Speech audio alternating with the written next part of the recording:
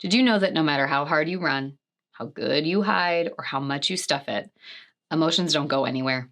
Yeah, 100% true. Trying to rid yourself of a certain emotion is like trying to solve a gravity problem. Can't be done. What you feel is what you feel, and the only way to release an emotion is to feel it fully. Trying to do anything else might work temporarily, but only leaves you even more distressed and burnt out when it catches up to you. So, what if instead of battling them, we learn to embrace them?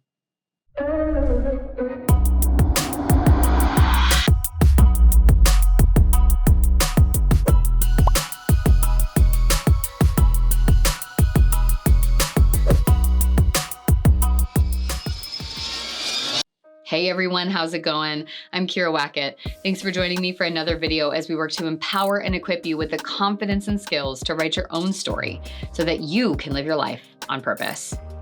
Today I want to talk about emotional intelligence and why we need to cultivate a better relationship with our emotions. Emotions are complex. Understanding our emotions and the language that we use to describe them is an incredibly powerful tool. For many of us, we have go-to emotions or descriptors. We might be anxious all the time or stressed out or overwhelmed. However, sometimes these catch-all terms aren't exactly accurate and leave us with a misconception of our emotions and the complexities of our experiences. So why is this important to shift that and to broaden our perspective? Well, our emotions directly correlate with our thoughts. Like a feedback loop, they all play into effect and reinforce each other. So it becomes imperative that we know with greater accuracy and distinction what it is that we're really feeling so as to better understand that feedback loop and how to respond to it. What's more, we experience emotions on different levels: primary, secondary, and in some cases, tertiary. The primary layer is the one most accessible to others, shows up in our interactions, or is the one we talk more about. Might be anger or frustration when we're in a fight or when something goes wrong, coining our experience as anxious, or again, that catch-all term of just stressed. This is usually the outward expression of what's going on underneath and isn't always correlated with the depth of our feelings. The secondary and tertiary layers are where we get more at the meat or specifics of our true experiences. These are the emotions we try to hide, feel too overwhelmed by, or worry about judgment from others if they were to see this part of us. It's these emotions that we have to work to identify, as yes, understanding the outward expression of our experience is important, but without knowing, again, what's underneath and truly bothering us, we can't expect to properly or sustainably address or correct it. So for example, I'm someone who's going to appear overwhelmed and stressed on my primary. Perhaps I may be a bit curt or cut off in my expression, and I become more solitary and avoidant. Well, underneath, I'm swelling with fear and uncertainty. Secondary, which is all connected to shame, a term that we have talked about countless times on here, but just to recap, is essentially the fear of not being good enough and belonging.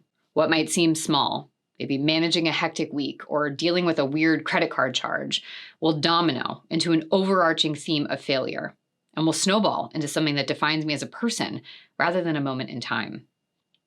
So why does this layering, this primary, secondary, tertiary effect happen? Honestly, most of this is a direct result of external pressure and conformity. We've been taught to hide our emotions, to pull ourselves up by our bootstraps, and to just get over it.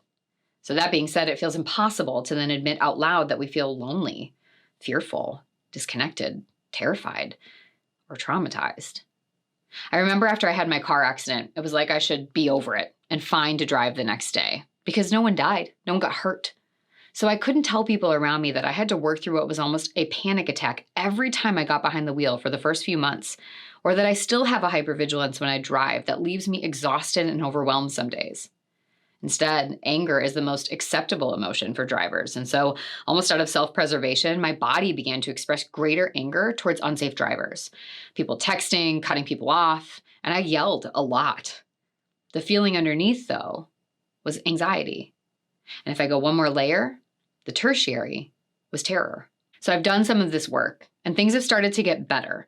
It's been a few years since my accident, and over time, my body has been able to let go of some of it, but not all of it, because I've buried these feelings, telling myself that I shouldn't feel that way. And without honoring or addressing the feelings, they could never truly be processed, dealt with, categorized, and put on some emotions bookshelf like an Inside Out. By creating a world with poor emotional intelligence and inaccurate identification, riddled with the pressure to conform and be okay and hide, we continue to create this compartmentalization of our feelings and shame ourselves for feeling anything that's not socially acceptable or the norm around us. Okay, so where do we go from here? First, we need to build up our emotional intelligence and identification skills. So how do we begin to weave together these pieces of our experiences and better understand the layers to and specifics of our experiences? Well, one of my favorite tools, which I'll be sure to link to in the show notes, is called the Plutchik's Wheel of Emotions. It's incredibly helpful in identifying my emotions and understanding what's underneath them. It walks through 8 primary emotion categories and various layers of intensity in each of these emotions, counter emotions, and the intersection of various emotions, and how that manifests. Plus, I like how the article lays everything out in this super approachable way. Second, we need to talk more openly about our emotional experiences. When we have something that happens, talk about the emotion too. Not only to help us break out of our own cycles of shame and repression, but to help model to others and instill safety that they too can share those pieces. Now, as a therapist, I do this all the time, but not everyone is the right candidate for therapy, nor should we need to use a resource like this for something that we can all have a hand in changing. If you feel shame, talk about it. When you're scared, tell your anger that you appreciate that it showed up to try and protect you, but it's okay to take that layer off and to talk about your fears. When you're feeling rejected, tell apathy and indifference to walk away and let yourself feel and talk about it. The more we talk, the more we build the skill. The more skills we have, the greater power to create that ripple effect in our lives and others. So before you go, I want you to take a minute and share with us in the comments, what is your next step in this process? Consider an action step you can take or a thought that you're going to let go of. What does it look like for you? And of course, if you have other questions, don't hesitate to let me know. And if you're having a hard time figuring out exactly what you want to write, why don't you just practice putting a word down to describe how you're feeling right now? Now, if you found today's episode valuable and insightful, I encourage you to hit that thumbs up, click subscribe, and of course, share this episode with someone that you think could benefit from hearing it. If you're ready to take the next step in your own shame resilience journey, be sure to click the link in my show notes to download my free handout, 5 things shame resilient people do every day and 3 things they don't. And if you're looking for more ways to connect, you'll find links to my website, email list, and podcast below, as well as a link to set up a discovery call to go over any questions that you have about program offerings, how we could work together, and next steps in your shame resilience journey. Thank you so much for being here with me today. Remember, you have the right to author your own story. So let's go get that pen back. I'll see you next time.